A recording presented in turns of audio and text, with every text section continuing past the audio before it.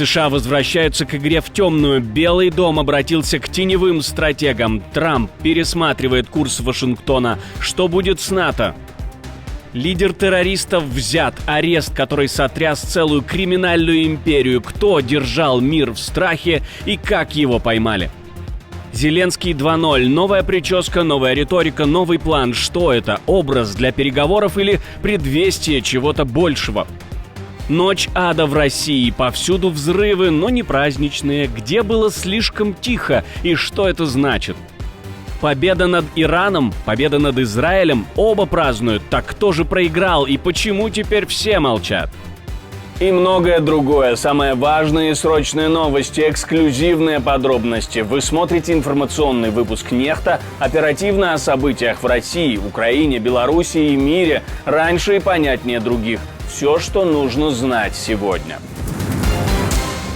США не придут на помощь партнерам по НАТО, скорее всего, ведь трактовка 5-й статьи Альянса о коллективной обороне – вещь очень неоднозначная, по мнению президента США. Вы знаете, они в Европе, мы нет. Вы знаете, большая часть этих денег идет на восстановление их мостов, их дорог, чтобы по ним могла ездить тяжелая техника. А у нас в Европе нет дорог, у нас в Европе нет мостов. Так что нет, для нас это не совсем то же самое. Существует множество определений статьи 5. Вы знаете об этом, верно? Но я привержен дружбе с ними. Я подружился со многими из этих лидеров и привержен делу оказания им помощи.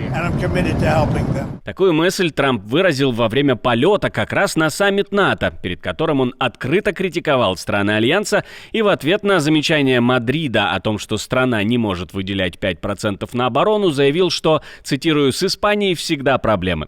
А вот в Белом доме пока меняют направление движения всей политики. Санкции против России продолжаются, хоть и, конечно же, исключительно в мирных целях. Многие говорят, что нужно ввести больше санкций. Сейчас Конгресс над этим работает. У Линдси Грэма есть законопроекты, у других тоже, и это может произойти. И мы не сняли ни одну из санкций, которую ввели. Все санкции против России по-прежнему действуют. Но я думаю, что все должны помнить, как только мы введем санкции против России, мы, вероятно, потеряем возможность вести с ними переговоры о прекращении огня. Трамп тем временем уже анонсировал свой разговор с Владимиром Зеленским. Говорит он: «Хороший парень, мы решим его проблемы». Второй оплошностью случиться не должно. После первой встречи с Трампом Владимир Зеленский меняет имидж. Теперь он приехал на саммит НАТО, на котором он не может не пересечься с американским президентом в костюме, пусть даже и в черном. Почему вы не носите костюм? Почему вы не носите костюм? Вы занимаете высший пост и представляете здесь свою страну, но отказываетесь носить костюм. Теперь президент Украины выглядит вот так, хоть траурный черный цвет остается преобладающим. Тем временем самая важная часть одного из самых дорогих и охраняемых саммитов НАТО стартовала. Что касается Нидерландов, то сегодня мы хотим достичь двух целей. Достичь единства в решении о 2,5 или 1,5% и в то же время обеспечить реальный рост нашей оборонной промышленности, чтобы мы могли укрепить свою оборону в свете событий в Европе, связанных с агрессивной войной России в Украине. А вот американские военные делают неожиданное заявление. Украина может победить Россию, так считает генерал-лейтенант Алексус Гринкевич, которого США выдвинули на пост главнокомандующего силами НАТО в Европе. Во время слушаний в Сенате он прямо ответил сенатору Томми Табервиллю: «Да, победа Украины возможна». Сенатор, я считаю, что Украина может победить. Я считаю, что когда ваша родина находится под угрозой, вы боретесь с таким упорством, которое нам трудно представить, поскольку мы никогда не оказывались в такой ситуации. Гринкевич – кандидат на пост главнокомандующего силами НАТО в Европе одновременно. Он также должен возглавить европейское командование вооруженных сил США. Интересно, что заявление Гринкевича о возможной победе Украины в войне с Россией прозвучало на фоне позиции администрации Трампа, которая настаивает: конфликт нельзя решить военным путем. Стороны должны прийти к соглашению. Вечер и ночь в российских регионах выдалась полной сюрпризов и чудес, фейерверков и ярких событий. Мероприятия проходили в Таганроге, Казани, Ростове, Азове, Саратове, звучали взрывы, беспилотники атаковали сверхзащищенные российские города. Вот. Без паники, сынок.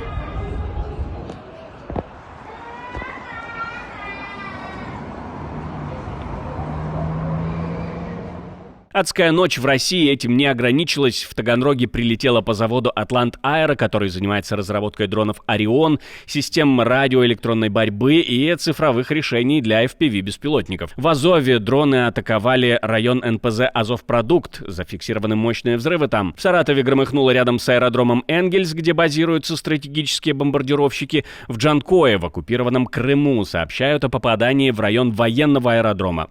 Также в Приморске, Мелитополе и Якимовке повреждена энергоструктура и база оккупантов. В регионе зафиксирован блэкаут. Увольнение отменяется. Большая часть из тех, кого ушли под предлогом сокращения штата, восстановят в должности.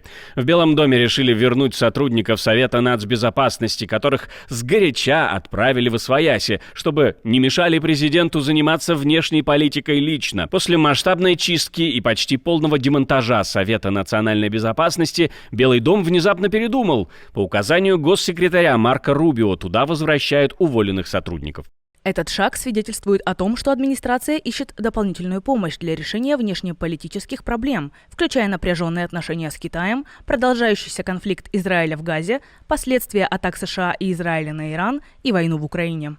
Ранее в январе 2025 года Совет был сокращен с 300 до 150 человек. В мае Рубио предложил сократить еще, и почти 100 отправили в административный отпуск. Теперь их по-тихому зовут обратно. Что они там узнали? Что за черный лебедь летит? Как думаете? Не забывайте написать свое мнение в комментариях. Это важно. Наша команда существует благодаря вам. Поддержите ее, чтобы мы могли продолжать нашу работу. Президент США Дональд Трамп заявляет, мы разнесли все к чертям. Но разведка думает иначе. По данным CNN и The New York Times, удары по 3 главным объектам иранской ядерной программы не уничтожили ни центрифуги, ни запасы обогащенного урана. Их, вероятно, успели эвакуировать. Повреждены в основном наземные постройки, а бункеры уцелели. Даже в Фордо, где США били по объекту внутри горы. Серьезных разрушений нет, только обесточена система. Правда, спецпредставитель Трампа в регионе считает совершенно иначе. Даже если Иран уже обогатил уран до 90% оружейного класса, они не могут превратить его в оружие, потому что мы уничтожили конверсионный объект в Исфахане, который был необходим для конвертации материала перед обогащением и для металлизации его после обогащения. Да, завод в Исфахане действительно нужен был для превращения так называемого желтого кека в газ UF6, который потом и обогащают. Сейчас этот этап недоступен, но и не особо важен, потому что у Ирана уже есть около 400 килограммов урана, обогащенного до 60%. А дальше самое интересное, чтобы превратить этот газ в металл и сделать из него ядерную боеголовку, не нужен огромный завод. Это можно сделать в небольшой лаборатории, скрытой от глаз. К тому же Иран уже давно отрабатывал такие технологии, еще в начале 2000-х. Так что если центрифуги целы, а все указывает именно на это, у Ирана есть все, чтобы за пару месяцев довести уран до 90% и собрать таки бомбу. Главное, чтобы у них были чертежи, а с этим, судя по всему, проблем тоже нет. Американские и израильские спецслужбы теперь оценивают, что иранскую программу отбросили на месяцы, максимум на пару лет, но не остановили. Более того, Иран, как считают эксперты, сможет собрать ядерную бомбу за 5-6 месяцев, если захочет. Я готов заявить, что по оценкам мы нанесли значительный удар по ядерной программе и могу сказать, что отбросили ее на годы назад. Тем временем Белый дом не отступает. Пресс-секретарь Кэролин Левит заявила, что доклад разведки — это фальшивка от анонимного неудачника, и реальные последствия ударов колоссальны. Трамп же обвинил СМИ в заговоре против него и назвал операцию одним из величайших военных ударов в истории. Но если бункеры целы, а уран не тронут, где же та победа, о которой говорит Белый дом? К слову о победах. В Иране люди выходят на улицы, празднуют эту самую победу над Израилем. Толпы людей, даже начинают появляться те, которые считались погибшими от израильских ударов. Появился, к примеру, чудом выживший Исмаил Каани, глава Аль-Кудс, корпуса стражи исламской революции. Но вот в Израиле тоже решили заявить о победе. За 12 дней операции «Восходящий лев» мы добились исторической победы. И эта победа будет иметь значение для многих поколений. Мы устранили две непосредственные угрозы существованию. Угрозу уничтожения ядерными бомбами и угрозу уничтожения 20 тысячами баллистических ракет. В Ливане схвачен новый эмир исламского государства. У него нашли оружие, дроны и лабораторию террора. Ливанская армия отчиталась о громкой победе. Арестован лидер ИГИЛ в стране, известный как Касура. По данным военных, он возглавил ячейку после задержания предыдущего главаря Абу Саида Аль-Шами в декабре.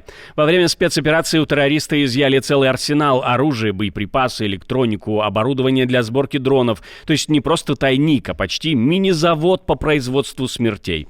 С момента разгрома боевиков в 2017-м ИГИЛ потерял позиции в Ливане, но, как видно, ячейки продолжают мутировать в подполье. Сейчас региональные силы, включая Ливан и Сирию, усиливают координацию для борьбы с остатками так называемого халифата.